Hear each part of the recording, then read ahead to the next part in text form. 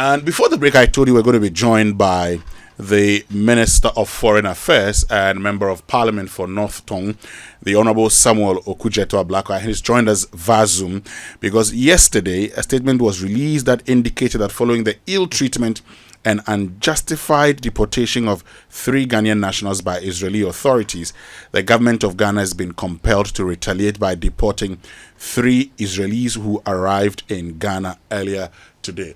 Honorable Ablakwa, good morning and thank you very much for joining us. And thank you for having me. I hope you're all doing well. God is still taking care of his children. We're waiting for you in studio to have a conversation with you. Yes, that is outstanding. It's been a long while. Yes. I will make time. Good. I promise you, I'll make time. Good. So let's look at this particular statement that you released yesterday. Before this statement about the deportation of 3 Israelis, you had actually complained about the treatment of some Ghanaian nationals also in Israel, resulting in the deportation of 3 of them. Just by way of clarification, so the deportation of the Israelis was clearly a retaliation and nothing to do with any wrongs they had committed.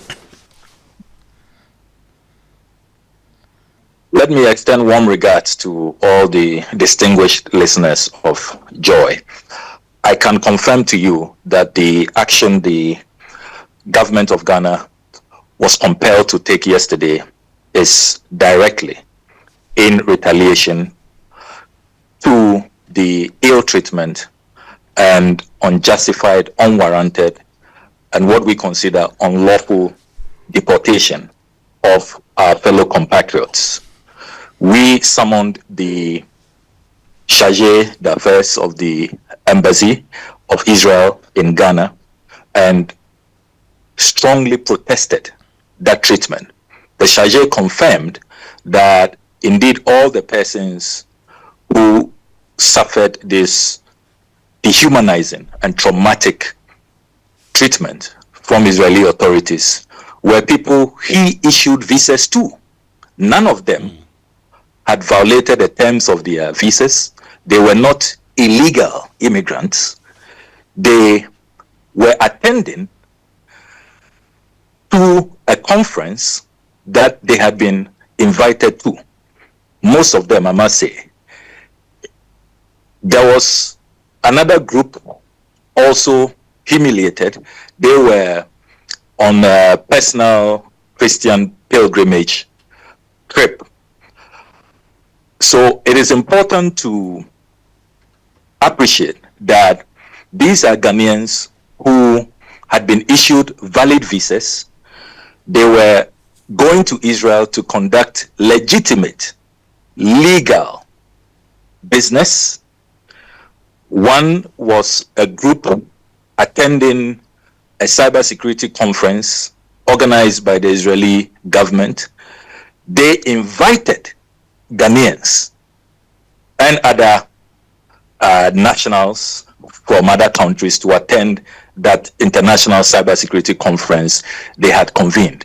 And then the second group, made up of Christians embarking on the usual pilgrimage. You know the significance of Jerusalem and other important Christian sites to the Christian faithful. So when this came to our attention, because they made distress calls, we intervened, and our intervention, after some 5 hours of a lot of backroom diplomatic engagements, led to the parliamentary delegation being allowed to attend the conference. And let me emphasize that this parliamentary delegation did not have members of parliament in there. Sure. They were staff of the parliamentary service. I just want to put that on record. There are some people who think that the government of Ghana is responding this way because they are our colleagues, members of parliament. Not at all. There was no MP in this delegation. We are responding this way because we are all Ghanaians. Okay, but Honorable Minister, if the government of Ghana does not stand up for its nationals, nobody will. If we don't insist that we are respected, if we don't insist that our dignity is safeguarded, nobody will do it for us. No other government will stand up for us. The government of Ghana must stand up for its people, no matter who they are, regardless of class, of status, or creed. We are all Ghanaian citizens first, and we are entitled to clear protection under international law, particularly the Vienna Convention. So, Honorable Minister, so let me just quickly conclude with the narrative. So, the parliamentary delegation made up of staff of the parliamentary service, not MPs, were allowed to go hold their conference, but then 3 Ghanaians, 2 of them attending the cybersecurity conference, and a 3rd Ghanaian who was on pilgrimage. These 3 Ghanaians were unjustifiably deported.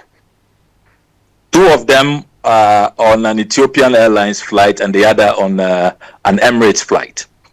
So, following that deportation, we protested and we served notice that under the Vienna Convention, the tool of reciprocity is allowed, and it is a tool that is used by sovereigns to, as it were, state their case and make it clear that we must have mutual respect for each other within the Committee of Nations. And we activated our rights under the Vienna Convention.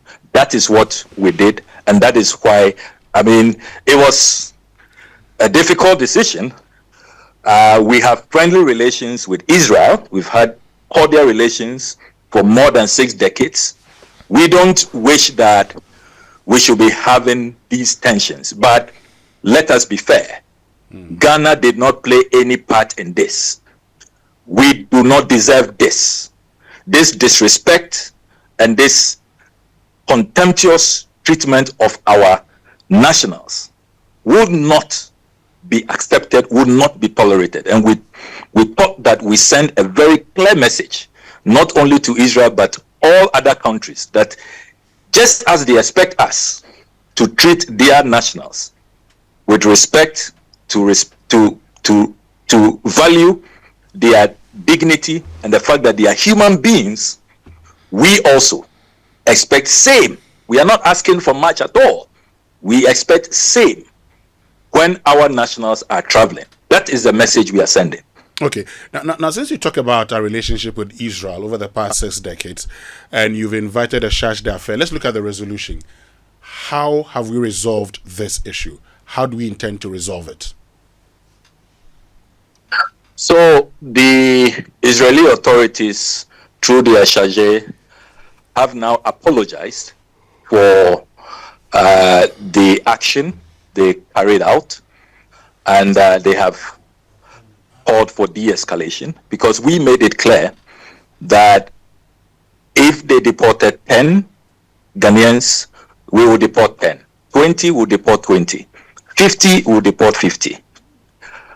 We are not going to accept this, particularly when the reason they gave is absolutely untenable. What reason did they give? Claim that the reason they gave when the charge was summoned is that authorities in Israel are concerned that our embassy officials are not cooperating, and that they have given them a list of 6 Ghanaians. They want travel certificates issued, so they will be deported, and that our embassy officials are not cooperating. When we investigated that claim, the Israeli authorities don't have their facts right. Indeed, out of those 6 Ghanaians, out of those 6 people on the Israeli list, 1 is not a Ghanaian. It's been confirmed he is Gabonese.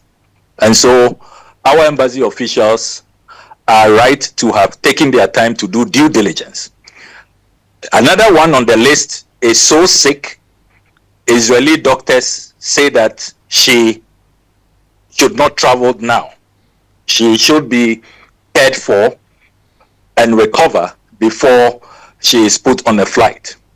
One of the others on the list, the travel certificate was long issued.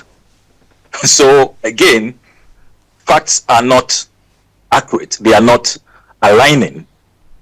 Then there's another one who our investigations also revealed that the authorities in Israel had not even brought that to the formal attention of the government of Ghana through our embassy. In other words, our embassy did not know that that person had been arrested and the Israeli authorities want to deport them. But you see, in any case, even if you have rounded up people you want them deported, is this how you go about it? We are cordial, we are friendly. Bring that to our attention.